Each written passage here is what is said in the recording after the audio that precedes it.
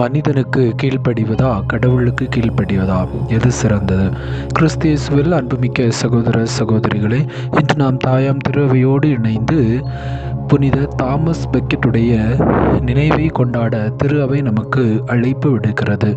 புனித Thomas Beckett England நாட்டிலே London மாநகரிலே பிறந்தவராக இருக்கிறார். இவர் வாழ்ந்த காலத்திலே 2ஆம் ஹென்றி என்பவர் இவரை, அதாவது அங்கே இருந்த அரசர்களுக்கு கீழ்ப்படிய கட்டளையிடுகின்றார். ஆனால் இவர், நான் திருத்தந்தைக்கும் ஆயர்களுக்கும் குருக்களுக்கும் கீழ்ப்படிவேனே தவிர, அவர்களால் ஏற்படுத்தப்பட்ட கடவுளுக்கு கீழ்ப்படிவேனே தவிர அரசர்களுக்கு கீழ்ப்படிய மாட்டேன் என்று சொல்லிவிடுகிறார்.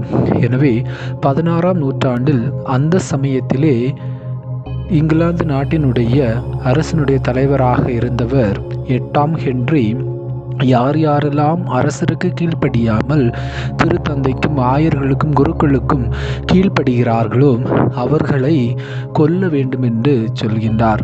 அவ்வாறே புனித தாமஸ் பெக்கெட்டிடமும் சொல்கின்ற அந்த நேரத்திலே அவர் சொல்லக்கூடிய வார்த்தை, நான் உயிருள்ள இறைவன் மீது நம்பிக்கை கொண்டவராக இருக்கிறேன்.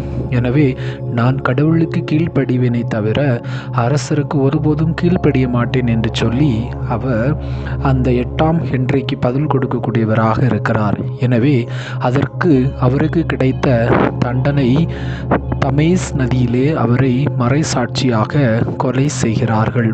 ஆம், கிறிஸ்து இயேசுவில் அன்புமிக்க சகோதர சகோதரிகளே, உண்மையிலேயே நாம் நம்முடைய அன்றாட வாழ்க்கையிலே கடவுளுக்கு கீழ்ப்படுகிறோமா, மனிதர்களுக்கு கீழ்ப்படுகிறோமா என்று சிந்தித்து பார்க்க இறைவன் என்று நமக்கு அழைப்பு விடுக்கிறார்.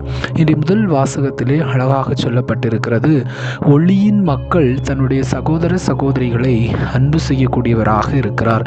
இன்றைக்கு நாம் ஒளியின் மக்களாக இருக்கிறோம் என்று சொன்னால், நம்மை புண்படுத்தியவர்களை, நம்மை காயப்படுத்தியவர்களை, நம்மை பற்றி பிறரிடம் இல்லாதவை பொல்லாதவை எல்லாம் சொல்லியவர்களை, நம்முடைய சகோதர சகோதரிகளை, நம்முடைய பெற்றோர்களை, நம்முடைய உற்றார் உறவினர்களை, நம்முடைய நண்பர்களை, நம்மை சார்ந்திருக்கக்கூடிய மனிதர்களை, நம்முடைய பக்கத்து வீட்டுக்காரர்களை எல்லாம் நம்மால் அன்பு செய்ய முடிகிறதா என்று நாம் சிந்தித்து பார்க்க அழைக்கப்படுகின்றோம். அவ்வாறு அன்பு செய்யக்கூடியவர்கள் ஒளியின் மக்களாக இருக்கிறார்கள்.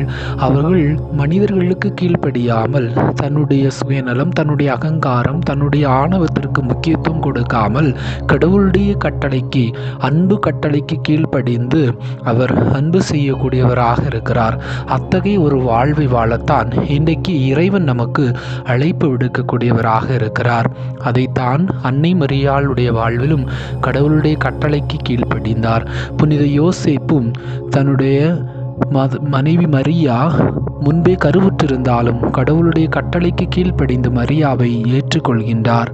இவ்வாறு ஆண்டவர் இயேசுவும் கூட அந்த கெத்செமனி தோட்டத்திலே தன்னுடைய விருப்பத்திற்கு தான் நினைத்திருந்தால் அவர் இந்த துன்பக்கிணம் என்னை விட்டு அகலட்டும் என்று சொல்லாமல் கடவுளுடைய கட்டளைக்கு கீழ்ப்படிந்தார். ஆம், கிறிஸ்து இயேசுவில் அன்புமிக்க சகோதர சகோதரிகளே, இன்று இந்த உலகம் தரக்கூடிய பலவிதமான புகழ், அதிகாரம், பட்டம், பதவி இவையெல்லாம் கடவுளுடைய கட்டளையை கீழ்ப்படிய விடாமல் பல நேரங்களிலே நம்மை தடுக்கக்கூடியதாக இருக்கிறது. ஆனால் நாம் இந்த உலகம் தரக்கூடிய இன்பங்களுக்கும், இந்த உலகம் தரக்கூடிய புகழுக்கும், அதிகாரத்திற்கும், செல்வத்திற்கும், வசதிக்கும், செல்வாக்குக்கும் முக்கியத்துவம் கொடுத்து கடவுளுடைய கட்டளையை நாம் பின்பற்றாமல் இருக்கிறோம் என்று சொன்னால் நாம் இருளின் மக்களாக இருக்கிறோம். இருளில் இருக்கக்கூடிய ஒருவரால் எதையுமே பார்க்க முடியாததை போலவே நாம் பேரளவில் கிறிஸ்தவர்களாக, பேரளவில் நாம் ஒளியின் மக்கள் என்று சொல்லிக் கொள்கின்றோமே தவிர உண்மையிலேயே கிறிஸ்துவனுடைய விழுமியங்களை வாழ்வாக்காமல் இருக்கிறோம். எனவே இந்த நாளிலே சிறப்பாக இறைவன் நமக்கு விடுக்கக்கூடிய அழைப்பு, ஒளியின் மக்கள் தன்னுடைய சகோதர சகோதரிகளை அன்பு செய்ய வேண்டும், அவர்கள் ஏதாவது குற்றம் செய்தாலும் மன்னிக்க வேண்டும் என்று சொல்லி இந்த முதல் வாசகம் நமக்கு அழைப்பு விடுக்கிறது. புனித தாமஸ் பெக்கெட்டுடைய வாழ்வும் கூட அவர் கடவுளுடைய கட்டளைக்கு கீழ்ப்படிந்தார். அன்பு கட்டளைக்காக தன்னுடைய வாழ்வையும் தியாகம் செய்தார். எனவே நாமும் கடவுளுடைய கட்டளைக்கு, அன்பு கட்டளைக்கு நம்மை முழுவதும் அர்ப்பணித்து நம்முடைய சகோதர சகோதரிகளை அன்பு செய்து வாழ தேவையான அருள் வேண்டி இறைவன் நோக்கி மன்றாடுவோம். எல்லாமல்ல இறைவன் தந்தை, மகன், தூய ஆவி உங்களை நிறைவாக ஆசீர்வதிப்பாராக. ஆமீன்.